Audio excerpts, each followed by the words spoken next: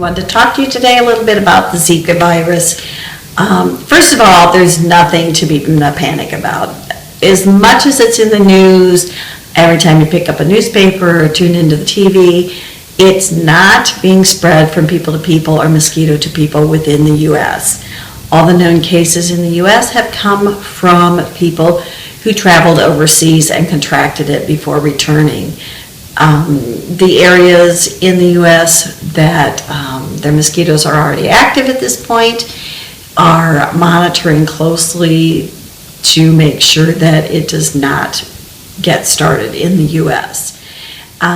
So your main line of defense is not to travel to areas with known Zika virus. Those areas are being constantly updated as various outbreaks occur, and those lists are maintained on the federal CDC website and also the Indiana Department of Health websites. So check those areas first before planning a trip overseas.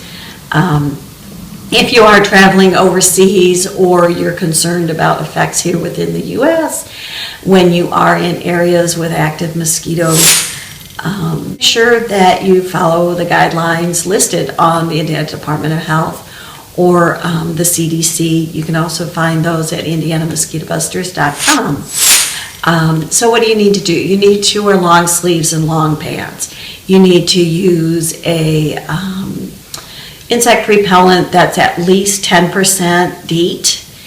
The greater the concentration, the longer the effect once you spray it. So if you're using a 10%, you need to reapply every hour and a half. If you're using a stronger concentration, it will be listed on the label how often you should reapply. Those guidelines are also listed on the mentioned websites. So, mainly don't worry about Zika virus unless you are traveling outside the U.S. And before planning any travel, make sure that you check the CDC website to see if Zika virus is active and present in areas you're considering traveling. And further, if you are pregnant or thinking about becoming pregnant in the next year, you should definitely avoid any areas where Zika virus has been known, just to be on the safe side and avoid any possible birth defects in the future.